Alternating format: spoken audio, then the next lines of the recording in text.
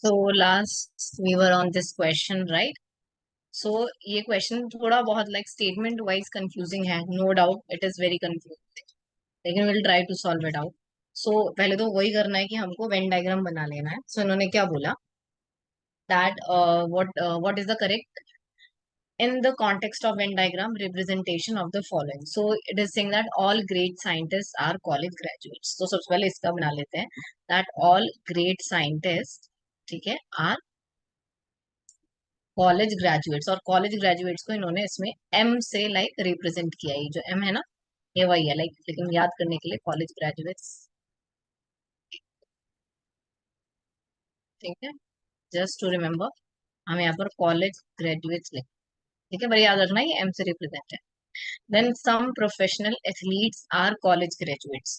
ये जो college graduates हैं वो कुछ लोग प्रोफेशनल एथलीट्स भी हैं, ठीक है, प्रोफेशनल एथलीट्स ऐसे लिख देते हैं. तो उन्होंने अब कुछ ही ऑप्शंस दिए हैं जो कि वेरी कंफ्यूजिंग, लेकिन हम इसको थोड़ा इजी लैंग्वेज में कर लेंगे. तो थोड़ा सोल्यूशन पे चलते हैं.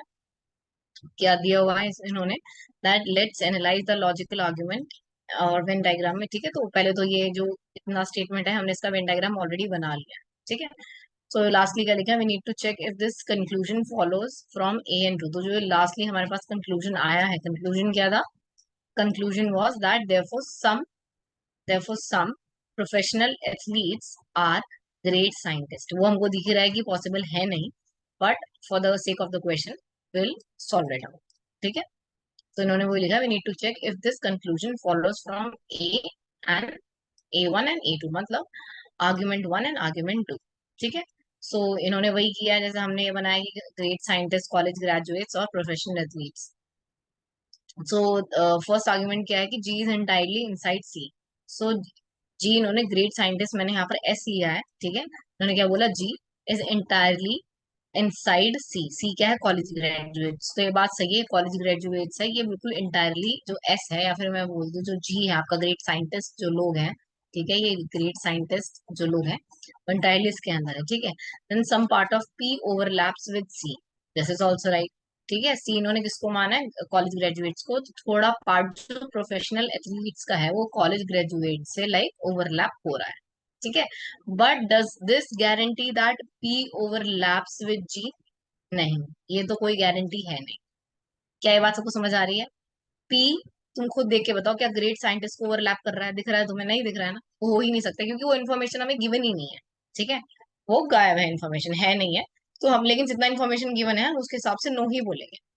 सो just because some P are in C, ये बोल रहे हैं कि जस्ट बिकॉज थोड़े जो प्रोफेशनल एथलीट्स हैं वो कॉलेज ग्रेजुएट से ओवरलैप हो रहे हैं, और सबके सब जी, जी मीन्स ग्रेट साइंटिस्ट जो पूरे हैं वो इनसाइड है किसके, आपके कॉलेज ग्रेजुएट्स के. It does not follow that, इससे ये प्रूव नहीं हो जाता कि ये जो पीए है ये जीएस के ओवरलैप हो रहा है, जो कि हो भी नहीं रहा है, ठीक है. So the argument is logically invalid. Logically तो तुम्हें दिख रहा है that this is very invalid. The conclusion some professional athlete, this one, ठीक है, athletes are great scientist, we can not necessary say and follow. अब ऑप्शंस पे चलते हैं. सो देखो, ये जो फर्स्ट ऑप्शन की लैंग्वेज है ना, बेसिकली एक तो ये, रुको, एक तो ये जो एस, इन्होंने ना, तुम्हें ये लगेगा कि ऑप्शन वन और फोर सेम ही तो बात है, लेकिन सेम नहीं है. ध्यान से देखना, यहाँ पे ये लिखना चाह रहे थे कि एस पी और ये जो बार है ना, क्योंकि आगे तुम एक्सप्लेनेशन में दिखेगा, ये एम के ऊपर होना चाहिए. और जहां भी तुमको एम के ऊपर बार दिखे ना, जहां भी तुमको एम के ऊपर बार दिखे, वो क्या बोलना चाह रहा है, दैट एस एन पी, मैं दिखाई देती हूँ तुम्हें, the overlapping part contains only one region of S N P. मतलब ये बोल रहा है कि एस एन पी साथ में तो हो सकता है, मतलब कि तुम्हारा ये साइंटिस्ट एंड आपका प्रोफेशनल एथलीट साथ में है, लेकिन एम ओवरलैप नहीं करेगा. तो मुझे खुद देख के बताओ, क्या एस एन पी साथ में है, this scientist and this professional athlete साथ में है ये? या फिर तुम इस बार को ऐसे भी मान सकते थे, एस पी और ये एम, ऐसे भी मान सकते थे. यहाँ पर हल्का सा, या तो misprint, I don't know what it is, हल्का सा कुछ तो गलत है, ठीक है. एक्सप्लेनेशन में भी आगे तुम देखना, ठीक है. तो ये क्या बोल रहा है कि एस एन पी साथ होंगे, लेकिन जो तुम्हारे साइंटिस्ट और प्रोफेशनल एथलीट कोई इंसान हो सकता है, लेकिन वो कॉलेज ग्रेजुएट नहीं होगा. तो ये तो यहाँ से प्रूव नहीं हो रहा है क्योंकि एस एन पी बिल्कुल भी ओवरलैप कर नहीं रहा है, ठीक है, तो this will again be wrong. Then the overlapping part contains only one region of SPM. ये क्या बोल रहा है कि कहीं ना कहीं इस एसपीएम रीजन में, मतलब साइंटिस्ट, प्रोफेशनल एथलीट और कॉलेज ग्रेजुएट्स आपस में लाइक कोलाइड करेंगे। ये एक तरह से ये ऐसे बोल रहा है, ये इस रीजन की बात कर रहा है। अगर हम इसको एस, पी और एम कर ले, ठीक है, तो ऐसा भी कोई रीजन मुझे तो नहीं दिख रहा है। Are you following? ऐसा कोई रीजन दिख रहा है तुमको? जल्दी बताओ। ठीक है, तो ऐसा कोई रीजन भी हमको नहीं दिख रहा है। So again this will also be wrong. फिर क्या बोल रहा है? शेड आउट द रीजन जहां पर एस पी साथ में हो लेकिन एम ना हो। अगेन वही, ये जो फर्स्ट ऑप्शन वाली बात ही दोहरा रहा है कि एस एन पी साथ में हो, मतलब ये एस एन पी साथ में हो, ठीक है, जो कि है ही नहीं, ये देखो बाउंड्री अलग है। एस एन पी साथ में हो लेकिन एम अलग रहे, मतलब कॉलेज ग्रेजुएट्स अलग रहे, ये जो पोर्शन है, तो ये पोर्शन भी नहीं पॉसिबल है। ठीक है, अब फोर्थ देख लेना कि फोर्थ क्यों सही है। Fourth is saying that place x, x ही मान लो या फिर इसको क्रॉस मान लो। ठीक है, सो प्लेस क्रॉस या X on the line between two region. तो हमको अब ये टू रीजन बनाने हैं। एक्स का मतलब क्या हुआ कि बोल रहा है क्या तुम ये चीज प्रूव कर सकते हो कि ये दोनों चीजें साथ में नहीं हो सकती। देख लेते हैं। तो ये देखो एसपीएम का तो हमने ये बना ही रखा है। ठीक है, एसपीएम का तुमने ये बना रखा है। अगला ये बना लेते हैं कि एस एन एम तुम्हारे साथ में हो सकते हैं। सी, एस एन एम साथ में हो सकते हैं बट पी नहीं होगा। तो इसका तो ये क्या, ये नहीं है, ये बताओ। ये तुम्हारा एस, ये तुम्हारा एम, ठीक है, and this one is your P. मतलब कोई ऐसे लोग जो साइंटिस्ट भी हो सकते हैं, कॉलेज ग्रेजुएट्स भी हो सकते हैं, बट प्रोफेशनल एथलीट्स नहीं होंगे। तो तुम क्या इनके बीच में एक क्रॉस रिलेशनशिप बना सकते हो कि दिस इज नॉट पॉसिबल, या तो ये होगा या ये होगा? Tell me about it, can you do that? ठीक है, प्लेस एक्स, हमको एक्स या क्रॉस बनाना है। ठीक है, मतलब ये रिलेशनशिप इन टू रीजन्स के बीच में पॉसिबल है नहीं, ये तो पॉसिबल है ही नहीं अकॉर्डिंग टू द आर्ग्यूमेंट्स। ठीक है, दिस इज पॉसिबल, ये तो हमारा आर्ग्यूमेंट बन ही रहा है। क्या ये सबको बात क्लियर है? ये थोड़ा ट्रिकी क्वेश्चन था, आई वुड से टर्म्स भी बहुत कंफ्यूजिंग यूज की हैं। ठीक है, बट ये इस तरह से समझ के चलो और वेन डायग्राम का प्रैक्टिस कर लो। अगर इस बार पूछा गया था पिछली बार, तो इस बार भी आ सकता है। हाँ, बहुत ट्रिकी था।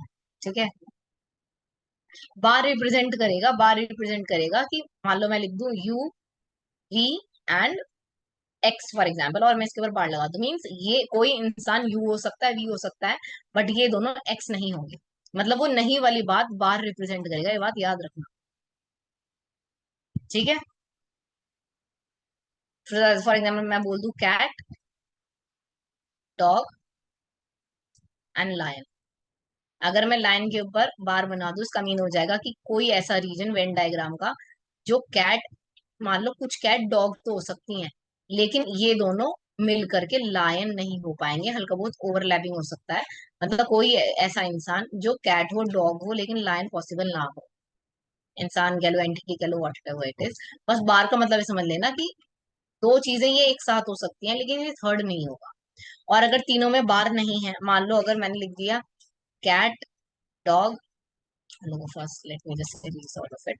अगर मान लो मैं लिख दिया डॉग, कैट, लायन, और किसी के ऊपर बार नहीं है, मींस तुम्हारा वेन डायग्राम कुछ ऐसा हो जाएगा। मतलब कि ये वाला रीजन शेडेड रीजन। ठीक है, जो भी देखो, इसका भी पार्ट है, इसका भी पार्ट है, इसका भी पार्ट है, कि मतलब कोई एंटिटी, ये तीन चीज हो सकती है एक साथ। ठीक है, हाँ, कोई ओवरलैप नहीं होगा, यस राइट। ठीक है, ये क्लियर है? पूछा, बार लगा देंगे तो मतलब ये जो लाइन वाला पोर्शन है ये अलग हो जाएगा, ओवरलैपिंग नहीं की। क्या ये बात क्लियर है? आई होप इस बार इतना ट्रिकी क्वेश्चन ना दे, एटलीस्ट, एटलीस्ट कम से कम आपको, जो इन्होंने ये बार वगैरह और ये जितने भी लाइक शॉर्ट फॉर्म से रखे हैं, ये तो क्लियरली बताएं, क्योंकि अदरवाइज बहुत कंफ्यूजिंग हो जाता है। ठीक है, ओके, ठीक है। सो ये थ्योरीज की बात की गई थी, ये थोड़ा बहुत कम्युनिकेशन सेक्शन का क्वेश्चन है। The right answer is second, देख लेते हैं। सेकंड मीन्स कि C A B D, means C this, one, two, three and four. अब ऐसे ही देख लेते हैं इनको, C A B D. So authoritarian theory सबसे पहले आई, जो कि सबसे पुरानी है, यहाँ पे लिखा भी था oldest theory dating back to the 16th and 17th century में ये जो है थ्योरी like आई थी. And arguably earlier forms existed throughout the history. It was prevalent when monarchy, मतलब एक राजा का जब राज होता था या फिर एक डिक्टेटरशिप जैसे कि हिटलर की थी, कंट्रोल द प्रेस, मतलब एक, फॉर एग्जाम्पल वो कौन सा कंट्री है, नॉर्थ कोरिया, ठीक है, तो नॉर्थ कोरिया में तुम बोल सकते हो अथॉरिटेरियन थ्योरी अभी भी चलती है. उसकी मर्जी है, वो कुछ भी प्रेस को जो बोला, जो मतलब बोलेगा वही प्रेस जो है छापेगी. ठीक है. Asserting that the media should serve the state, की मीडिया को सब अच्छी बातें बोलनी है अपने डिक्टेटर या मोनार्क के बारे में. तो सबसे पुरानी थ्योरी थी आपकी यही. ठीक है, ये याद रखना, लिख लोगे लिख सकते हो तो. उसके बाद है आपका A. A means libertarian theory. ठीक है. So emerged around 17th, wait a minute, so emerged around 17th and 18th century. देखो उसके बाद आई है 16 से 17 में इमर्ज हुई थी, 17 to 18 में with the rise of enlightenment philosophy and democratic ideas. देखो फर्स्ट ऑफ तो मोनार्क्स और डिक्टेटरशिप ही थे ना, फिर धीरे धीरे डेमोक्रेसी जब आने लगी तो तब जाके लिबर्टेरियन थ्योरी, लिबर्टी मिलना, थोड़ा बहुत वर्ड से ही पता लग रहा है, वो शुरू हुई. सो जॉन मिल्टन एरोपिजेशिया, ठीक है, 1644 में, is often cited as an early philosophical basis advocating for a free market place for ideas. मतलब उनका कहना बेसिकली लिबर्टेरियन थ्योरी का क्या है. देखो अथॉरिटेरियन में तो सारी अथॉरिटी जो है मोनार्क के पास, जैसे किंग जॉन उन है आपके, हिटलर थे, जो वो बोलेंगे प्रेस में वही छपेगा. ठीक है, लेकिन उसके बाद थोड़ा बहुत लाइक ख्याल और विचार बदले. ठीक है, थोड़ा बहुत प्रेस के पास लिबर्टी आई, डेमोक्रेसी आई. फॉर एग्जाम्पल जो आपका, अगर आपने देखी होगी क्राउन, अगर आपने नेटफ्लिक्स पर देखी है तो उसमें दिखाया है कि कैसे जो बीबीसी है, ठीक है, वो जितना भी रॉयल फैमिली है उनके बारे में खुद से भी कुछ ना कुछ छाप देते थे. ठीक है, they use to print all those, चाहे वो अच्छा लगे रॉयल फैमिली को चाहे ना लगे. अगर किसी ने क्राउन देखी है तो वो आराम से इस चीज से लाइक समझ पाएंगे इस चीज को. ठीक है, सो वही है कि थोड़ा free market place of ideas बना, कि अपने विचार भी डालना, कि ठीक है रॉयल फैमिली तो ये कर रही है लेकिन हम इसको, इस स्टेप को अच्छा समझते हैं, गलत समझते हैं. ठीक है. It developed fully in the 18th and the 19th century.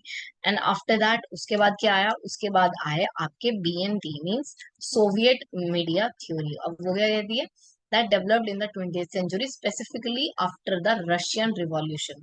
1917 के रशियन रिवॉल्यूशन के बाद जो है ये अच्छे से फॉर्म हुई थी. It was formally articulated as a distinct theory of the press in the mid 20th century based on the Marxist Leninist principle. ये आपका कोई प्रिंसिपल था, उसे बेसिकली बेस्ड थी. याद करने के लिए याद रख लो, अथॉरिटेरियन सबसे पहले, फिर लिबर्टेरियन, फिर सोवियत मीडिया थ्योरी, सोवियत आई रशियन रिवॉल्यूशन के बाद, and lastly was social responsibility theory emerged in the mid 20th century, World War II के बाद, largely as a critique and evolution of the libertarian theory. मतलब ये इसका ही evolution था. ठीक है. द हचिंस कमीशन रिपोर्ट, ये सुना होगा, मैंने तो सुना है ये. ठीक है, पढ़ लेना अगर पढ़ना चाहो तो, ऐसी just for the general knowledge, कुछ नहीं पता क्या पूछ लें. The Hutchins Commission report 1947 in the USA was highly influential in its formation articulation. मतलब कैसे कैसे बनी.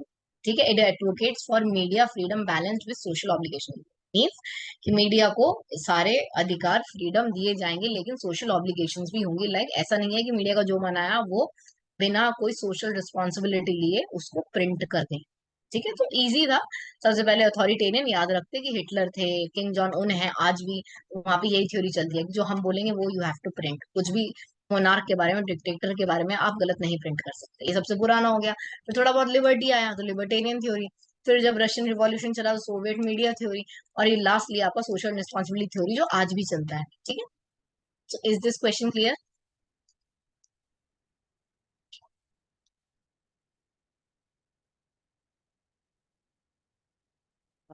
ठीक है. सो ये अगेन आपका क्वेश्चन है, क्या बोलते हैं, ये रीजनिंग टाइप क्वेश्चन है. विच of the following option will occupy the blank space in the series. तो ब्लैंक स्पेस सीरीज में मतलब क्या आप फिल करोगे. सो देख लेते हैं. सो BDEHIG, आपको ये पूरा सीक्वेंस दिया हुआ है. So we are to find which group of the letter should fill the blank. आपको ये ऑप्शन से देखना है कौन सा इस ब्लैंक में आएगा. So let's break this down. तो पहला लेटर है बी. ठीक है. सो अल्फाबेटिकल पोजीशन ए के बाद बी आता है, तो मतलब ये टू अल्फाबेटिकल पोजीशन, ये सबको पता ही होगा, ठीक है। फिर डीएनई आया, ये 2 लेटर आए, ठीक है। सबसे पहले 1 लेटर था, फिर 2 आए, फिर 3 लेटर आए, ठीक है। मतलब एक एक लेटर बढ़ता जा रहा है।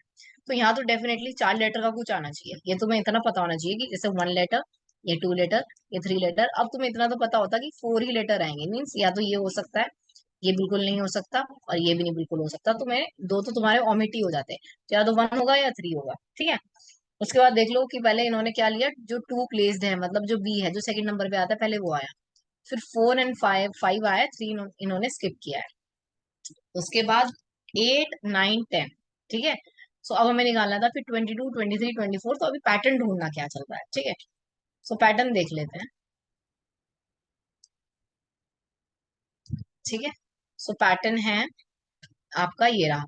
सो जैसे मैंने बोला, B position 2, D E position 4, 5, then 8, 9, 10, then 22, 23, 24, 25, 26, ठीक है। तो इन्होंने यहाँ पे कुछ टर्म की बात चल रही है। So let's list the starting letters of the each group. Second position, fourth position, second term में आपका डी का फोर्थ पोजीशन आया है, राइट। सेकंड के बाद 4 आया। फिर थर्ड टर्म जो एच स्टार्टिंग है, उसमें आपका 8th पोजीशन वाला आया। फिर जब नेक्स्ट टर्म आएगी वो 14 पोजीशन आनी चाहिए, ठीक है। लास्ट टर्म आपका 22। कोई मुझे बताएगा 14 क्यों आनी चाहिए, एनीवन?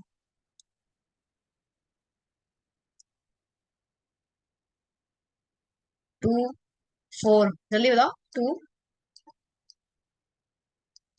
बताओ बताओ, anyone?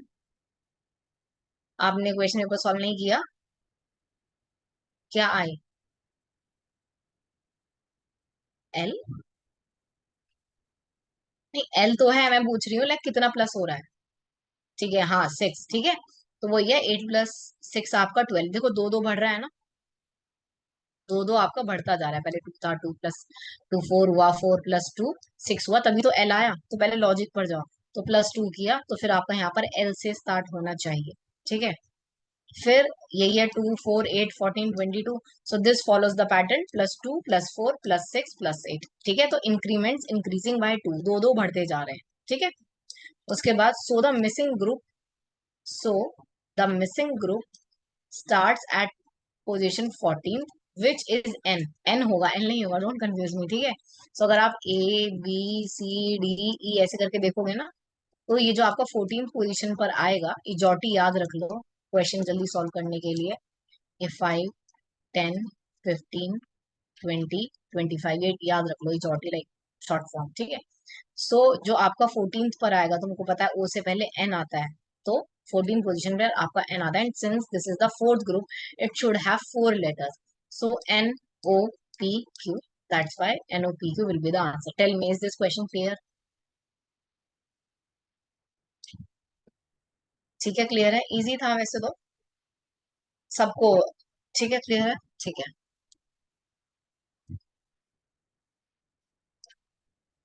So again I think ये तो हमने कर लिया था, है ना, ये भी कर चुके हैं। दिस ये तो हो गया था। ये हुआ क्वेश्चन? नहीं हुआ आई थिंक, ठीक है। ओके ओके ओके, ठीक है।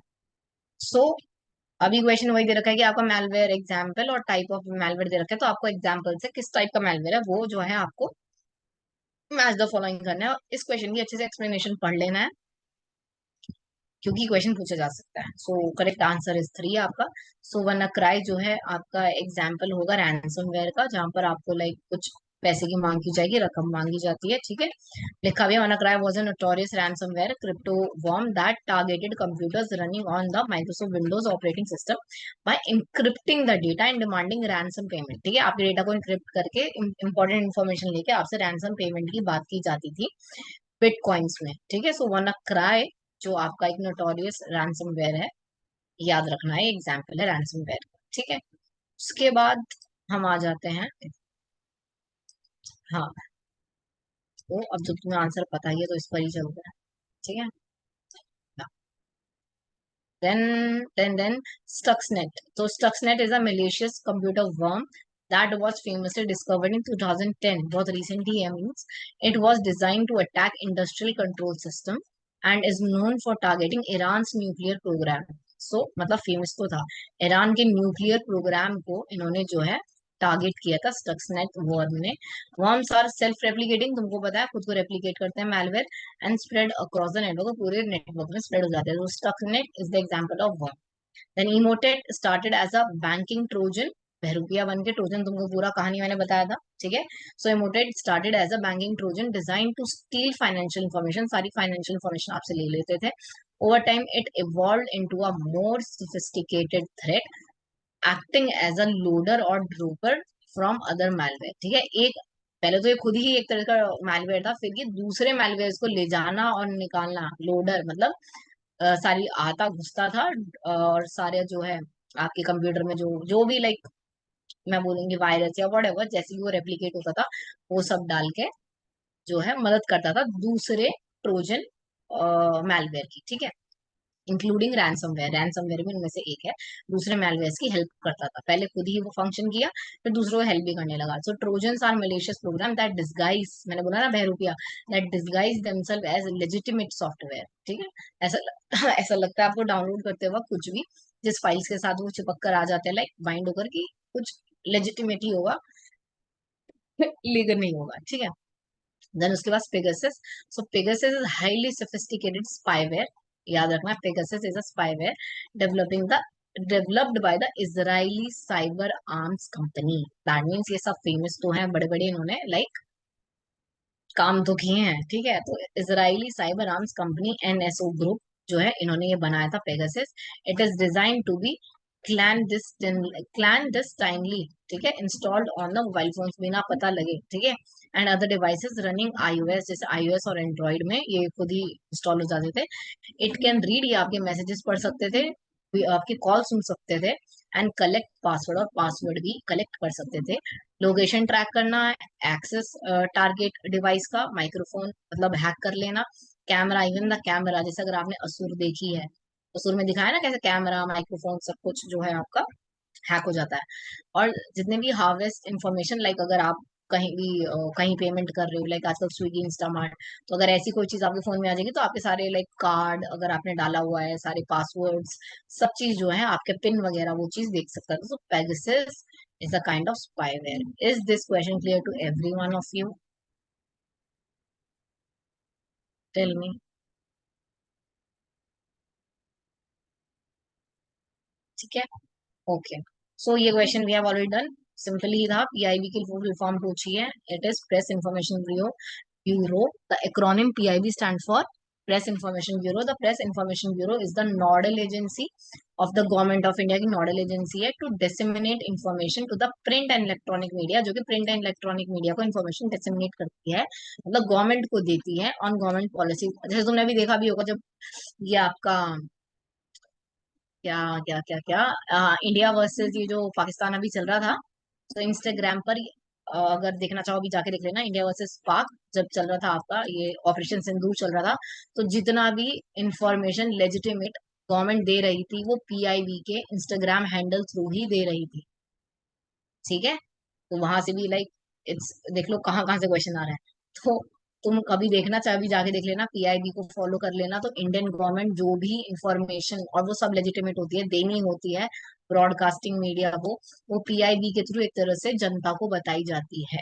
जितने भी गवर्नमेंट पॉलिसीज प्रोग्राम जो भी इनिशिएटिव कर रही है, अचीवमेंट्स हैं उसके, वो पीआईबी देता है। PIB is also an handle on Instagram, अगर आप देखना चाहो आप देख सकते हो, ठीक है। पीआईबी ऐसे करके, लाइक आई थिंक अभी तो तिरंगा बना हुआ है उसके पिक में, ठीक है, जो प्रोफाइल पिक्चर होती है ऐसा, तो देख लेना। So it function as a link between the government and the media, तो गवर्नमेंट और मीडिया के बीच में जैसे होता था ना कि अभी रिसेंटली जब ये सब इंडिया वर्सेस पाक चल रहा था, तो जितने भी मीडिया हाउसेस थे, like private media houses I would say, like आज तक एंड ऑल, तो उनको सारी इन्फॉर्मेशन पीआईबी ही दे रहा था, ठीक है। वो खुद से कुछ भी नहीं छाप सकते थे, और इवन मीडिया को मना भी कर दिया था जाने के लिए उस जोन में। So PIB was is the link between the government and the media, ठीक है। सारी जो भी इन्फॉर्मेशन देनी है पीआईबी के थ्रू दी जाएगी। क्या ये बात सबको क्लियर है?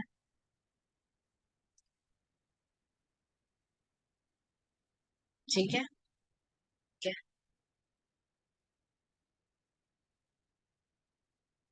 सो identify the correct statement about reliability validity. Reliability validity बहुत बार बता रखा है, ठीक है। सो देखो लिखा हुआ है रिलायबिलिटी मेजर्स कंसिस्टेंसी, कितना रिलायबल है, कितनी बार अगर आप कोई टेस्ट कर रहे हो तो सेम ही रिजल्ट्स आ रहे हैं। और वैलिडिटी एक्यूरेसी की जो तुम मेजर करना चाह रहे हो क्या वो मेजर कर पा रहे हो। ठीक है, सो वही होता है। सो रिलायबिलिटी मेजर्स कंसिस्टेंसी। ठीक है, टू इसका आंसर है, तो ये बात बिल्कुल ठीक है, कितना कंसिस्टेंट है रिजल्ट तुम्हारा वो बताता है। एंड वैलिडिटी मेजर्स एक्यूरेसी, ये बात भी आपकी सही है। आगे देख देते हैं, रिलायबिलिटी ऑल्सो इंश्योर्स वैलिडिटी, नहीं ये बात नहीं है। मान लो तुम कोई टेस्ट कर रहे हो, तुम्हारा आंसर आना चाहिए था 25 ml, मान लो तुमने कोई सोल्यूशन ही लिया, तो तुम्हारा बनना चाहिए था अकॉर्डिंगली रिजल्ट के अकॉर्डिंग कि 25 ml आना चाहिए था, लेकिन बार बार तुम ला रहे हो 21 ml। तो तुम्हारा लाइक तुमने 5 बार करके देखा, 5 बार ही तुम्हारा 21 ml आ रहा है, तो तुम ये नहीं कह सकते कि ये वैलिड है, क्योंकि एक्यूरेट तो है नहीं। ठीक है, ये तुम्हारा रिलायबल है, ये टेस्ट का तरीका जो भी तुम करो रिलायबल तो है कि तुम जितनी बार भी करो वो 21 ही आ रहा है, लेकिन it is not accurate, so it will be not a valid, I would say, experiment or the solution that you have made. ठीक है, then inter-rater reliability is used to compare results between different studies, इसको भी देख लेते हैं एक बार। so इधर देखो, inter-rater reliability is used to compare result between different studies, inter-relater reliability also known as inter-observer reliability, assesses the degree of agreement between two or more observer or raters who are rating the same phenomenon behavior. It is used to ensure consistency in ratings. Let me just rub it first. ठीक है, so yeah, so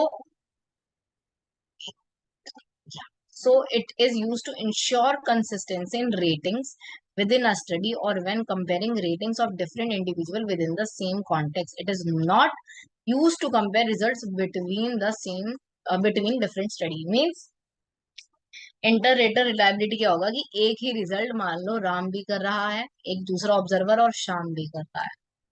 ठीक है, this will be called as inter rater reliability, कि दोनों same ही लेकिन study same है, इन्होंने क्या बोला कि different study, so different study के बीच नहीं होगा।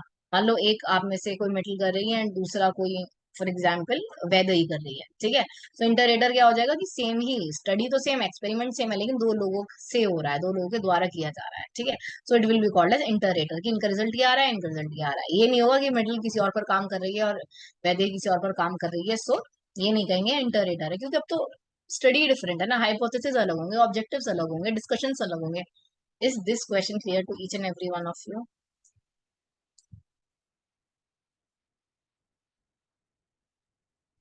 फास्ट बताओ जल्दी। इंटरेटर याद रखना, मतलब दो लोग हैं लेकिन सेम स्टडी पे काम कर रहे हैं, डिफरेंट पे नहीं काम कर रहे, सेम पर काम कर रहे हैं। ठीक है, अब ये क्वेश्चन थोड़ा लेंथी तो था, देना तो नहीं चाहिए था हमें, लेकिन स्टिल दे डिड। ठीक है, तो बेसिकली अगर बोलूं तो द मीडियन ऑफ द, इन्होंने क्या किया कि आपको मीडियन दिया हुआ है 14.4 और एक्स और वाई की वैल्यूज पूछी हैं, if the total frequency is 20, अगर टोटल फ्रीक्वेंसी 20 है। फटाफट सोल्यूशन देख लेते हैं। सो तुम लोगों ने वैसे स्टैट्स का क्वेश्चन है, खुद से करके देखना चाहो, कोई तुम्हारे पास शॉर्टकट हो, you can always do that, practice it. ठीक है, हो सकता है तो पूछ ले, स्टैट्स आपको मैम ने कराया। सो टेबल में वही है कि आपको मीडियन दिया है, टोटल फ्रीक्वेंसी दिया है, तो अगर हमें मीडियन की क्लास निकालनी होती है ना, तो हम जितना भी टोटल आपका एन है, टोटल फ्रीक्वेंसी है, उसको 2 से डिवाइड कर देंगे। तो 20/2 जब हम करेंगे तो 10 आ जाएगा, ये आपकी मीडियन क्लास आ गई है कि किस, ये जो आपका मीडियन है वो किस क्लास के बीच में पड़ेगा, इस क्लास के बीच में, बेसिकली इसका मतलब ये होगा, ये जो मीडियन है आपका किस क्लास के बीच में होगा। So we find cumulative frequency up to each class. So इन्होंने, तुम्हें कम्युलेटिव फ्रीक्वेंसी सबको निकालना आता ही है।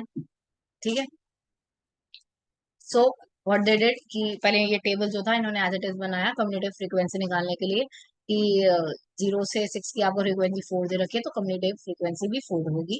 6 to 12 एक्स दिया हुआ है, तो अब इसको आप प्लस कर दोगे। ठीक है, यहाँ पर सो 4 + x, फिर यहाँ पर 5 दिया हुआ है, तो हम यहाँ पे 5 प्लस कर दोगे, तो 4 + x + 5, ये मिलाकर 4 और 5 9 प्लस एक्स हो गया आपका 18। 24 की वाई दे रखी है, तो ये क्या हो जाएगा 9 + x और प्लस वाई, यहाँ पर आप वाई कर दो, तो ये आपकी इसको यहाँ पे ऐसे आ गई। और 24 और 30 की आपका 20 हो जाएगी, क्योंकि अगर आप इसमें +1 भी कर दोगे तो वो 20 ही रहेगा। ठीक है, तो उसके बाद सिंस एन बाय, मतलब इन्होंने सिंपल बात ये बोली है कि n/2 करके जब आपका 10 आ रहा है, तो 10 आपका लाई करेगा किस फ्रीक्वेंसी के बीच में, आपका 12 और 18 के बीच में लाई करेगा। ठीक है, पहले हम चलते हैं थोड़ा नीचे। ठीक है, मैंने बोला 10 और 20 बीच में लाई करेगा, तो अब वो चीज निकालने के लिए कि लाई करेगा कहाँ करेगा, मतलब एक्स एंड वाई की जब हमें वैल्यू निकालनी है, तो ये फॉर्मूला आप लोगों ने पढ़ा है नहीं पढ़ा है, क्विकली टेल मी, बताओ जल्दी। क्या ये फॉर्मूला पढ़ चुके हो स्टैट्स में? अपनी तरीके से करके देखना चाहो, you can always do it. ठीक है, if you have a shortcut please do it. पढ़ा है नहीं पढ़ा ये formula? Yes no say something. पढ़ा है, ठीक है। ओके, सो मीडियन इन्होंने क्या दिया कि एल मतलब lower boundary of the median class, ठीक है, जिस मीडियन क्लास के बीच में आपको निकालना है। देन आपका n/2, ये तुम्हें पता है 20/2 हो जाएगा। C N F commutative frequency F N H, फटाफट देख लेते हैं इसका मतलब क्या हुआ। सबकी वैल्यूज देख लो एक बार। Let's find the values of for our problem. तो मीडियन तुम सबको पता है यहाँ पर 14.4 आ जाएगा, जो कि गिवन है। Lower boundary of the median class तुम्हारा 12 हो जाएगा, क्योंकि लोअर बाउंड्री मीन्स ये छोटा वाला 12। ठीक है, देन उसके बाद n इज इक्वल 20 तुमको गिवन है। ठीक है, 20 तुमको टोटल गिवन है। n/2, ये फॉर्मूले में देखो n/2 था ना, ऊपर ऐसे n/2 था, तो उसका तुम्हारा 10 आ ही जाएगा। Let's calculate the commutative frequency. तो क्लास 0 से 6 के बीच में कम्युटेटिव फ्रीक्वेंसी 4 है, एंड क्लास 6 to 12, हाँ कम्युटेटिव फ्रीक्वेंसी 6 to 12 के बीच में, ये 0 to 6 की है, सॉरी। 0 to 6 के बीच में 4 है, तो 6 to 12 के बीच में तुम्हें मैंने बताया ये प्लस हो जाएगा ना एक्स, अब इसमें तो 4 + x हो जाएगी। क्लास 12 to 18 के बीच में क्या बैठेगा, 4 + x + 5। ठीक है, क्योंकि गिवन है वो टेबल में, ऊपर देख लेना टेबल। 9 + x तुम्हारा फाइनली तुम्हारे पास आ जाएगा। This is the cumulative frequency of the median class itself, जो मैंने तुमको देखो अभी बताया। ये है ना, ये देखो तुम्हारी मीडियन क्लास की इनकी बात कर रहा है। ठीक है, सॉरी इसकी इसकी बात करें, मीडियम क्लास फ्रीक्वेंसी की 9 + x तुम्हारे पास आया। ठीक है, और फटाफट से फॉर्म कुछ नहीं करना, तुम्हें फॉर्मूले में रखना था। ठीक है, फॉर्मूले में जब तुम रखोगे तो तुम्हारे पास सारी वैल्यूज अब लगभग आ चुकी हैं। ठीक है, हाँ, ठीक है, 9 + x। The cumulative frequency needed for the formula is the cumulative frequency of the class preceding the median class. Cumulative frequency of the class 6 to 12 is 4 + x। ठीक है, ये तुम लाइन का मतलब समझ रहे हो कि the cumulative frequency needed for the formula, जो तुम्हें इस फॉर्मूला के लिए नीडेड चाहिए, जो तुम्हें मीडियन क्लास निकालनी है ना, तुम्हें उससे एक प्रीवियस वाली लेनी पड़ेगी। मतलब हम 9 + x ना लेकर के इससे पहले वाली लेंगे, 6 + 12 वाली, 4 + x, ये जो गिवन है। ठीक है, यहाँ पे लिखा है देखो, cumulative frequency needed for the formula is the cumulative frequency of the class preceding the median class, मतलब जो मीडियन क्लास तुम्हें रिक्वायर्ड है उससे पहले वाली का तुम कम्युलेटिव फ्रीक्वेंसी लोगे, और वो तुम्हारी 4 + x है। ठीक है, F frequency of the median class, जो तुम्हारी मीडियन क्लास जो हमारे काम की है वो 12 to 18 है, और उसका 5 है फ्रीक्वेंसी। ठीक है, class width, median class width क्या हो गई, 12 to 18, 6 आ गए इसके बीच में, ये तो बात समझ आ रही होगी। 18 - 12 6 आ गए। अब तुम सारी वैल्यू जो है सब्स्टिट्यूट कर दो। मीडियन की जगह तुमने 14.4 लिखा, यहाँ पर तुमने 12 लिखा एल, क्योंकि लोअर वैल्यू लेनी है तुम्हें अपनी मीडियन क्लास की। देन 10 n/2 की वैल्यू है, ये 4 + x क्या है, जो तुम्हारी मीडियन क्लास से पहली वाली प्रीसीडिंग है, तुमने वो लिया। ठीक है, तो 4 + x/5 जो है तुम्हारी मीडियन क्लास की फ्रीक्वेंसी है। ठीक है, इंटू 6 मतलब कितना इंटरवल है बीच में इस क्लास के, तो तुम्हें पता है 18 - 12 6 इंटरवल है। तुम इस सबको सॉल्व आउट करोगे, तो जैसे तुम्हें पता है कि 6 + 6 - x/5 हो गया, ये इंटू 6 ऐसे ही रहा। फिर 14.4 12 बाय, इसको पूरे को सॉल्व करोगे 36 - 6s/5 आ जाएगा। Then when you solve it out whole, इसको जब तुम पूरा सॉल्व आउट करोगे, जब उन्होंने लिखा भी है नीचे कि मल्टीप्लाई बोथ बाय 5, ये जो नीचे है ना 5 मल्टीप्लाई में चला जाएगा। खैर, जब तुम खुद अपना मैथ्स करने बैठोगे, जो कि मैं बोलूंगी क्वेश्चन खुद से सॉल्व करना। ठीक है, ये पूरा मैथमेटिकल पोर्शन है ये। ठीक है, जब तुम ये पूरा सॉल्व करोगे, तो इसमें जो तुम्हारी x की वैल्यू है जाकर के 4 आएगी, और एक बार तुम्हारे पास 4 जब वैल्यू आ गई, तो तुम इजीली y की वैल्यू निकाल सकते हो। कैसे, 4 + x + y + 5 + 1 is equal to 20 था। ठीक है, 20 था तुम्हारे पास, ये तुम्हारा क्या है 20, जल्दी मुझे बताओ 20 क्या था इस क्वेश्चन में। पास्ट क्या था 20, व्हाट वाज 20,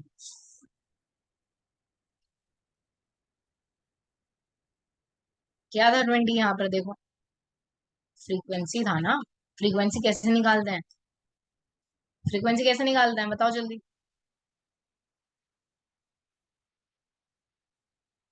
ठीक है ना, फ्रीक्वेंसी था ये। बेसिकली तुमने क्या किया, ये देखो, तुम्हें क्योंकि वैल्यू चाहिए थी, तुमने 4 + x + y plus, very confusing ma'am, C F वाला फॉर्मूला नहीं पढ़ा ऐसा। हाँ, मेरे को भी यही लग रहा था नहीं पढ़ा होगा, तो ये अगर if it is new for you Sonika, तो ये सी एफ वाला फॉर्मूला लर्न कर लेना। Nobody can do anything in this. इस बार आपको क्वेश्चन प्रैक्टिस करने ही पड़ेंगे। तुम्हें जब एक बार एक्स की वैल्यू मिल गई है, एक बार मैं तभी बोल रही हूँ सोल्यूशन को दोबारा पढ़ना है यहाँ से जाने के बाद। ठीक है, तुम्हें एक बार एक्स की वैल्यू मिल गई, तुम आराम से वाई की वैल्यू निकाल पाओगे, क्योंकि एक्स यहाँ पर ये देखो वैल्यू रखा 4 हो गया। 4 + 4 + 5 +y +1 = 20। तो ये सब जब तुम पूरा सॉल्व आउट कर लोगे, तुम्हारा x = 4 एंड y = 6 आ जाएगा। Is this clear? I would recommend doing it on your own. ठीक है, क्योंकि ऐसे मैथ्स नहीं समझ आता है कि मैंने आपको बताया, आपको समझ आ गया। फॉर्मूला नया था, तो खुद करके तो देखना पड़ेगा। क्लियर है ये सबको?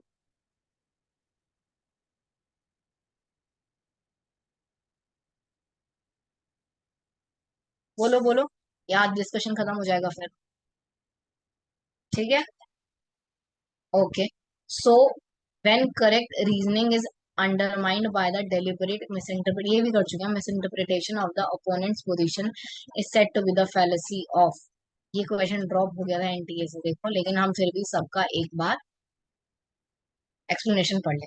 ठीक है, सो एड प्रॉब्लम सबसे पहले आपको दिया हुआ है, तो एड प्रॉब्लम क्या है? अपील टू पॉपुलैरिटी, और जिसको bandwagon fallacy भी कहते हैं। क्यों? This fallacy occurs when someone argues that a claim must be true because a significant number of people believe it और डू इट। मतलब अगर इतने लोग कुछ, फॉर एग्जाम्पल अगर सब लोग शाहरुख खान के फैन हैं, तो शाहरुख खान अच्छा ही होगा एज एन एक्टर। ठीक है, कि अगर इतने लोग कोई चीज फॉलो कर रहे हैं या बिलीव करते हैं, तो इट मस्ट बी ट्रू। ठीक है, this does not match the description of misinterpretation of opponents of position. तो ये पोजीशन की तो फिर बात कर नहीं रहा है, ये तो एक तरह से पॉपुलैरिटी की बात कर रहा है, कि अगर कोई फॉर एग्जाम्पल साबुन ज्यादा बिक रहा है, तो साबुन अच्छा ही होगा। ठीक है, second is ad hominem, attack on the person. So this fallacy involves attacking the character, motive or other attribute of a person। मतलब किसी के कैरेक्टर को assassinate कर देना, कि वो बंदा तो बुरा ही है। Making an argument rather than attacking the substance of argument itself। While it attacks the opponent, it it's not specifically about misinterpretation of the position. तो ये भी पोजीशन के बारे में कुछ नहीं कहता है। एड होमियम बेसिकली कहता है कि इस बंदे ने लाइक किसी के कैरेक्टर को असैसिनेट कर देना है वो से। ठीक है, किसी को बोल देना कि ये बंदा तो बुरा ही होगा, इसने ऐसा किया है। ठीक है, इसका नाम इतनी बार चोरी में आया है, तो अब इसने फिर से चोरी ही की होगी, ये ही चोर हो। ठीक है, ऐसा। फिर ad baculum fallacy, also known as appeal to force और appeal to threat, is a logical fallacy that occurs when someone attempts to persuade another person by using threat। मतलब जब आप किसी को डरा के धमका करके कोई चीज फॉलो करने के लिए बोलते हो, ठीक है, तो उसको एड बकिलम फैलेसी बोलते हैं। वैलिड आर्ग्यूमेंट यूज ना करके जब आप किसी को डरा के धमका के, ठीक है, परसुएड करने की कोशिश करते हो, तो that will be under baculum fallacy. ठीक है, then the red herring fallacy is a logical fallacy that occurs when an irrelevant topic is introduced into an argument to divert। For example आप अपने दोस्त से नाराज हो, और उस नाराजगी को अगर उसको केटर नहीं करना है, तो वो क्या करेगा? वो बात को पलट देगा। फॉर एग्जाम्पल अगर वो नाराज है कि अरे तुमने उससे बात क्यों की, फॉर एग्जाम्पल, तो वो क्या करेगा? वो रेड हेयरिंग करेगा, मतलब आपको उस कॉन्वर्जेशन से ही कहीं और ले जाएगा, भटका ही देगा। यही लिखा है यहाँ पर, इररेलेवेंट सा टॉपिक लाकर इंट्रोड्यूस करके आपको जो रियल आर्ग्यूमेंट था उससे डाइवर्ट कर देगा, आपके टेंशन से दूर ले जाएगा। The goal is to distract, goal उसका क्या है? कि डिस्ट्रैक्ट हो जाए अगला बंदा कैसे भी। ठीक है, the goal is to distract from the main point and lead the discussion into a different direction. ठीक है, सो ये वही है, रेड हेरिंग है, irrelevant, divergent, distraction. So basically ये क्वेश्चन ड्रॉप हो गया था, क्योंकि कोई भी ऐसी इसमें से ऐसा एग्जाम्पल था नहीं, या फिर ऐसा ऑप्शन नहीं था जिससे हमें मिस इंटरप्रिटेशन हो किसी की पोजीशन का। क्या ये बात क्लियर है सबको? टेल मी, क्या ये बात क्लियर है? ठीक है, कि कोई भी हमें ये नहीं बताना ना कि किसी बंदे की पोजीशन, मान लो कोई बहुत बड़ा नेता है या गुरु है या कुछ है, तो उसका मिस इंटरप्रिटेशन तो मुझे कोई भी फैलेसी इनमें से बता नहीं रही है। ठीक है, तो इसलिए इनमें से कोई भी करेक्ट आंसर तो नहीं है। So which of the following is correct in the context of authoritative classroom management style, ये बहुत बार कर चुके हैं। So it encourages the student to be independent thinkers but still provide effective monitoring, मतलब इंडिपेंडेंट थिंकर तो रहे लेकिन इफेक्टिव मॉनिटरिंग भी साथ में चालू रहे, कि क्या ऐसे नहीं कि स्टूडेंट को उनके हाल पे छोड़ दिया, कि क्या वो जिस डायरेक्शन में जा रहे हैं वो सही भी जा रहे हैं। ठीक है, तो ये हो जाएगा आपका अथॉरिटेटिव क्लासरूम मैनेजमेंट स्टाइल। थोड़ा सा देख लेते हैं कि की कैरेक्टरिस्टिक क्या होती है इसकी। कि क्लियर रूल्स होते हैं, कॉन्सिक्वेंसेस भी होते हैं, कि ऐसा करोगे तो ऐसा होगा, इतना परफॉर्म करोगे तो इतना नंबर मिलेंगे। ठीक है, हाई एकेडमिक डिमांड्स होती हैं इसमें। स्ट्रक्चरल होता है पूरा, कंसिस्टेंसी होता है। वही बात है कि ऐसा नहीं है अगर मैं आपको अब आज कुछ टॉपिक पढ़ने के लिए बोल दूं और मैं आपसे 4 दिन तक पूछूं ही ना कि आपने क्या किया, क्या पढ़ा, कितना प्रोग्रेस हुआ, ऐसा नहीं होता है। अथॉरिटेटिव तो थोड़ा बहुत रहता है। ठीक है, बाकी तो ये सब देखो तीनों नेगेटिव ही थे, कोई रिस्ट्रिक्टिव पुनिटिव तो होता नहीं है। It allow student considerable autonomy with little support, ऐसा नहीं है, सपोर्ट रहता है। ठीक है, teacher show students that they are aware of what is happening, तो ऐसा भी नहीं है। ठीक है, इनका इसका जो परफेक्ट आपका मैं बोलूंगी डेफिनेशन रहेगा वो यही रहेगा कि इट इनकरेजेस स्टूडेंट, स्टूडेंट को इनकरेज करना कि आप इंडिपेंडेंटली भी सोचो but still provide effective monitoring, लेकिन हमारी देख रेख के अंडर। ठीक है, ये हर एक स्टूडेंट क्या कर रहा है, किस डायरेक्शन में आगे बढ़ रहा है। ठीक है, then high responsiveness and warm supportive nurturing होते हैं, ये वाला स्टाइल काफी टीचर की तरफ से। कम्युनिकेशन में ओपन रहता है कि अगर स्टूडेंट को कहीं भी कोई भी दिक्कत है they can come to the teacher, emotional support पूरा रहता है। इनकरेज किया जाता है स्टूडेंट को कि आप ऑटोनॉमी में काम करो, इंडिपेंडेंटली काम करो, स्टूडेंट की वॉइस को पूरा अच्छे से सुनना। ठीक है, या फिर उन्हें इस काबिल बनाना कि वो अपनी आवाज तो उठा सके। ठीक है, प्रॉब्लम सॉल्विंग होना, स्टूडेंट प्रॉब्लम सॉल्वर हो जाता है।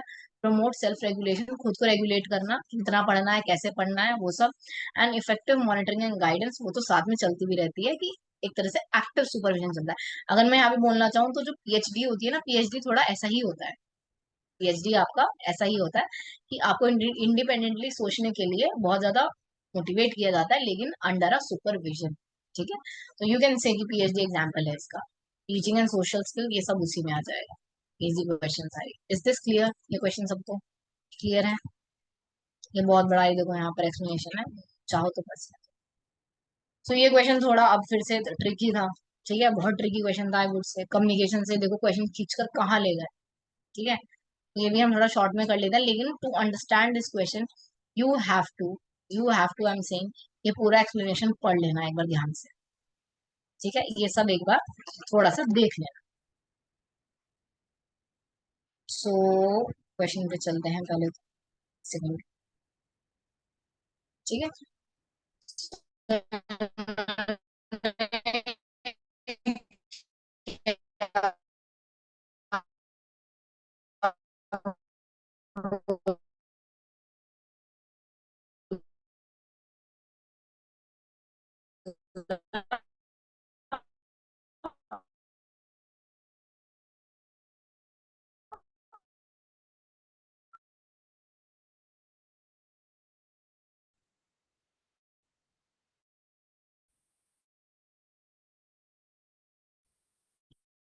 इन्होंने बोला कि अभी अभी अभी बताओ, am I clear? Okay, sorry for that. So basically Ravi ने एक पिक्चर ड्रॉ करना है, ठीक है, जो कि 5x4 इंचेस आपका होगा। He wants to use a scanner, जो से स्कैनर यूज करना है पिक्चर को स्कैन करने के लिए, जो कि 50 पिक्सल पर स्क्वायर इंच, जिसके पर स्क्वायर इंच में 500 पिक्सल्स होंगे। And 16 bit colour. So without file compression, what, बिना फाइल को कंप्रेस किए, what is the approximate file size of the scanner image. अभी देखो क्वेश्चन बहुत नया है, ऐसा क्वेश्चन मैंने तो नहीं देखा। ठीक है, तो देख लेता है एक बार। तो सबसे पहले ना हमें इस पिक्चर का टोटल एरिया पहले हमें जानना पड़ेगा। तो टोटल एरिया निकालने के लिए तुमने लेंथ इंटू ब्रेथ कर दिया है विड्थ। ठीक है, सो 5x4 हो गया आपका 5 स्क्वायर इंचेस। ठीक है, 5x4 तुमको एक क्वेश्चन में गिवन है, इट इज गिवन। सो तुमने पहले पूरी पिक्चर का एरिया निकाल लिया जो कि रवि को स्कैन करना है। उसके बाद तुमने क्या किया, उसके बाद तुमने क्या करना है, अब 1 स्क्वायर इंच में कितने पिक्सल होंगे वो तुमने निकाल करके फिर टोटल, क्योंकि उसने एक का बोला कि एक में 500 होंगे, लेकिन तुम्हारे को तो 20 का निकालना है ना, तो तुमको एक तरह से तभी तो पूरी पिक्चर में पता लगेगा कितने पिक्सल हैं। ठीक है, तो वही बोल रहा है ये। तो तुम अगर देखो ये सब को छोड़ो, ये सब आराम से तुम लोग पढ़ लेना, अगर तुम यहाँ पर आ जाओगी तो देखो क्या लिखा है कि पिक्सल इन लेंथ। तुमने क्या किया, मैंने बोला ना फाइव, एक में 500 है, तो तुमने पहले क्या किया, ये पूरी लेंथ में निकाल लिया तुमने, 5 into 4 है ना। जब एक में 500 है, ये बात समझो, जब एक छोटू से पिक्सल में 500 है, जो कि तुम्हारा अक्रॉस द लेंथ की बात हो रही है, तो अब पूरे इसमें कितने होंगे, देखो ये जो 5 है ना तुम्हारा 5 इंच का, उसमें कितने होंगे। तुमने क्या किया, 5 इंचेस इंटू 500 पिक्सल कर लिया, तुम्हारा आ गया 2500 पिक्सल। क्या ये बात सबको समझ आ रही है? टेल में। ठीक है, ठीक है, ठीक है। सिंपल है ना कि ये तुम्हारा, ये देखो ये पिक्चर था, एक पिक्सल में दे रखा है कि 500, सॉरी 1 इंच में दे रखा है 500 पिक्सल होंगे, हमारे पास तो 5 इंच है ना ये। तुम्हें निकालना पड़ेगा ना पूरे 5 इंच में कितने होंगे, फिर तुम 4 में निकालोगे, फिर तुम मल्टीप्लाई करके टोटल पिक्चर का निकाल लोगे कितने पिक्सल है। तो वही करना है। तो 5 इंचेस इंटू 500 पिक्सल, 2500 आया, फिर 4 इंचेस, अब तुम ब्रेथ की बात कर रहे हो, अब तुम इसकी बात कर रहे हो। 4 इंचेस इंटू 500 पिक्सल आ गया 20, सॉरी 20 नहीं, 2000 पिक्सल। अब तुम्हें अगर जो पूरी पिक्चर का निकालना है, तुम्हें फिर से लाइन इंटू ब्रेथ तो करना पड़ेगा ना। तुमको क्या करना है, 2500 इंटू 2000 तुमने कर दिया, तुम्हारा आ गया कि टोटल तुम्हारे ये जो रवि ने पिक्चर बनाई है इतना मेहनत करके, उसमें तुम्हारे पास आ गया आई थिंक 5 लाख हुआ ना, 1 10 100 1000 10,000 लाख, 10 लाख, 10 लाख हुआ है, तो ठीक है। तो जो भी एक है ये 10 लाख तुम्हारे पास पिक्सल हो जाएंगे पूरी पिक्चर में। तुम्हारे पास इतना आ गया आंसर। उसके बाद अब तुम्हें क्या करना है, दूसरा स्टेप है कि तुम्हारा, तुम्हें ये बोला उसने कि एक पिक्सल में ना 16 बिट इंफॉर्मेशन जो है तुम्हारा स्टोर हो रहा है। उसने आगे ये भी बोला, देखो उसने ये भी बोला, क्या बोला कि एंड 16 बिट कलर, मतलब 16 बिट इंफॉर्मेशन जो है सेव हो रहा है। अब चलते हैं नीचे थोड़ा, तुमने निकाल लिया कितने पिक्सल पूरी पिक्चर में है। ठीक है, so determine the number of bits per pixel. जब तुम्हारे पास ये 50 लाख पिक्सल है, ठीक है, तो तुम्हें क्या करना है कि number of bits per pixel, तो एक पिक्सल में कितने बिट्स है, उसने 16 दे रखी है, तो तुम्हें मल्टीप्लाई करना पड़ेगा ना। So the colour depth is given as 16 bit colour. This means each pixel, मतलब हर पिक्सल में 16 बिट की इंफॉर्मेशन सेव करना, मतलब सेव होगी। समझ रहे हो तुम? तुम्हारे पास ये टोटल जो है इतना ही आया ना, हाँ ये इतना है। पूरी तुम्हारे पास जितना भी रवि ने पिक्चर बनाई है, तुम्हारे पास इतने पिक्सल है, और वो बोल रहा है कि एक पिक्सल में ना, तुम्हारे पास एक पिक्सल में, लाइक इसका एक छोटू से पार्ट में 16 बिट इंफॉर्मेशन सेव हो रही है। इतना क्लियर है? ठीक है, यही इसने बोला है। सो calculate the total size in bits. तो टोटल साइज को कैलकुलेट करने के लिए तुमने वही कहा है, टोटल नंबर ऑफ पिक्सल जो कि तुम्हारे पास ये देखो ये रहा है, into bits per pixel. Bits per pixel कितना है, 16। ठीक है, तुमने कुछ नहीं किया, तुमने ये पूरे 50 लाख को 16 बिट से मल्टीप्लाई कर दिया, क्योंकि मैंने तुम्हें अभी बताया पूरी पिक्चर में इतने सारे पिक्सल्स हैं, एक में 16 बिट है, तो सब में कितना होगा, तो ऑब्वियसली मल्टीप्लाई करोगे। तुम्हारे पास कितने बिट्स आ गए ये टोटल, 1 10 100 1000 10,000 लाख 10 लाख करोड़, मतलब कि 8 करोड़ बिट्स होंगी तुम्हारी पूरी पिक्चर में। समझ गए क्या? ये इतना बताओ, क्लियर है सबको? Tell me fast. क्लियर है? मैं लेंथ प्लस लेंथ ब्रेथ दिया था, लेंथ ब्रेथ से तुमने टोटल निकाल लिया स्क्वायर इंच, स्क्वायर इंच में फिर कितने पिक्सल होंगे वो निकाले, पिक्सल में कितनी बिट्स होंगी, बिट्स निकाली। क्या ये क्लियर है? ठीक है, ओके। फिर ये करने के बाद अब नीचे आ जाते हैं। अब तुम्हारे पास जब बिट्स आ गई, ठीक है, हमको तो एमबी में आंसर चाहिए। ठीक है, वो चाहिए आंसर एमबी में, ये देखो एमबी, हाँ एमबी में गिवन है, देखो ये दे रखा है तुम्हें, तुम्हें आंसर चाहिए एमबी में, और अभी हमारे पास है बिट्स, तो तुम पहले बिट्स को करोगे बाइट्स में, और फिर बाइट्स को करोगे तुम एमबी में। ठीक है, चलो चलते हैं नीचे। ठीक है, okay, so here it is. क्या बोला इन्होंने, हाँ तुम्हारे पास कितने आ गए, 8 करोड़ बिट्स हैं। सो अब इन्होंने क्या दिया कि there are 8 bits in 1 byte. ये तुमको मैंने बताया भी था कि बाइट में एक बाइट में 8 बिट होते हैं। ठीक है, सो 8 बिट होंगे, तो तुमने क्या करना है, सिंपली डिवाइड करना है। तुमने फिर क्या किया, 8 करोड़ को तुमने डिवाइड किया है 8 बिट से। ठीक है, क्योंकि एक बाइट में 8 बिट होंगे, तुम 8 से कर दोगे ना इसको टोटल, जैसे तुमने 8 से किया, तो ये 1 10 100 1000 10,000 लाख 10 लाख करोड़, 1 करोड़ आ गया बेसिकली, तो 1 करोड़ ही आएगा। ठीक है, तुमने डिवाइड किया तो ये आ गया तुम्हारा आंसर बाइट में। ठीक है। बाइट को अब तुम करोगे एमबी में, एमबी को तुमको पता ही है कि 1024 केबी होता है, तो तुम करते चले जाओगे, तो there are 1024 bytes in 1 kilobyte. तो तुमने पहले 1 किलो बाइट में किया, ठीक है, ये देखो 1 किलो बाइट इंटू फिर 1024 इंटू, जब 1024 कर दोगे तुम्हारा ये एमबी आ जाता है। जब 1024 इंटू 1024 करोगे, एग्जाम में तुम 1000 भी ले सकते हो, ठीक है, तुम्हारे इजीनेस के लिए। तो ये तुम्हारा इतना आ जाएगा, क्योंकि कैलकुलेटर तो होता नहीं, आई गेस, ठीक है, इतना आ जाएगा, और फिर तुम इसको डिवाइड कर दोगे 10, मतलब 1 करोड़ से, तो तुम्हारा, क्योंकि देखो के भी आ गया ना, देखो बाइट, बिट, बाइट, के बी, एमबी, तो इन्होंने अलग से ना करके ना, इन्होंने केबी एमबी का इन्होंने क्या कर दिया, 1024 इंटू 1024 कर दिया, तो तुम्हारा एमबी ही बनेगा, ठीक है। तो इसका जो भी आंसर तुम्हारा आएगा 1024 जो कि ये इतना आएगा, इसको इन्होंने डिवाइड कर दिया कितना, 1 करोड़ से, 1 crore bytes. This will be your question, जल्दी बताओ ये क्लियर है? Again I am saying, just read the solution, solution read करोगे तुम्हें साथ साथ समझ में भी आएगा। क्लियर है? जल्दी बताओ, लास्ट क्वेश्चन है हमारा ये, फिर तुम्हारा एक्सप्लेनेशन खत्म है। Tell me. ठीक है, okay, then this is our last question. So मैं अकड़ बकड़ खेल लूंगी इस क्वेश्चन में। हाँ, थोड़े क्वेश्चन ऐसे होते भी है, नो प्रॉब्लम।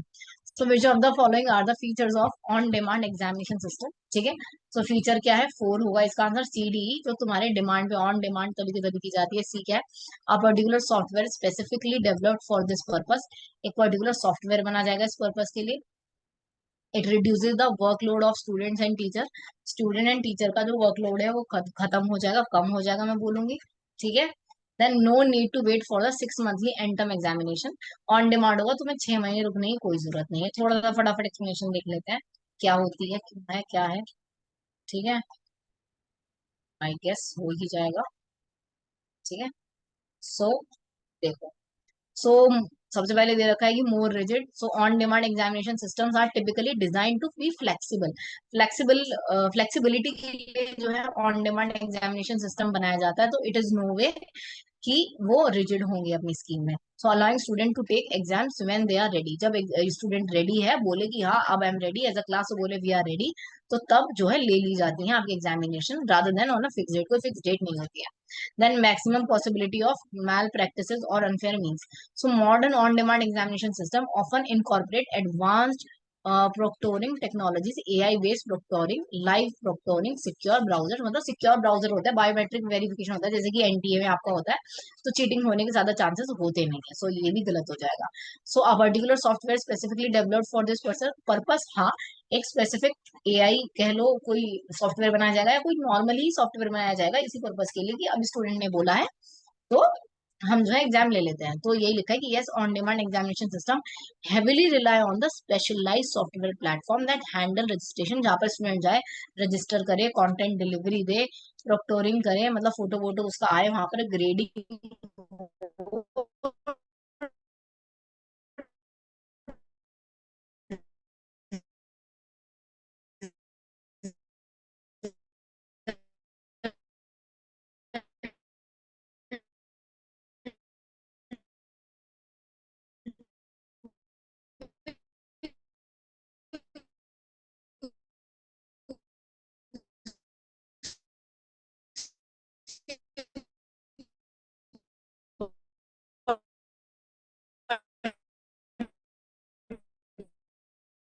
डिक्लेयर हो जाए, ठीक है। Is it clear? So is it clear? अभी my voice is clear or not? Tell me if your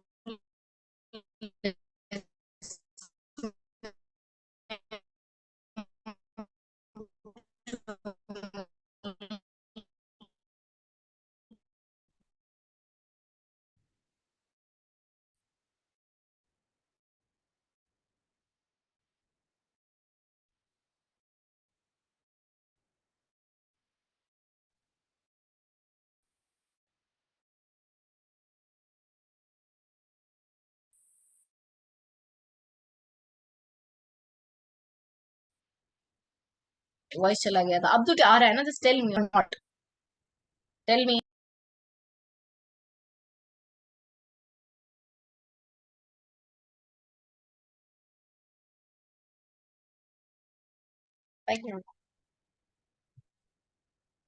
Fine, on the last question does this. ठीक है। तो मैं यही बोल रही थी कि स्टूडेंट का जो स्ट्रेस है, एग्जाम का स्ट्रेस है, ठीक है, वो खत्म हो जाता है, क्योंकि ऐसा नहीं होगा कि अब 6 महीने में उसको एक बार प्रिपेयर करना है, उसको इतना सोचना नहीं पड़ता है।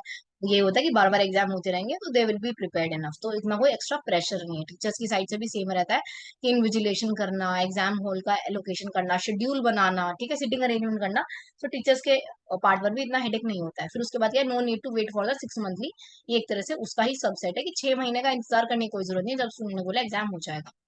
Is this clear to everyone? Is this clear to everyone? ठीक है।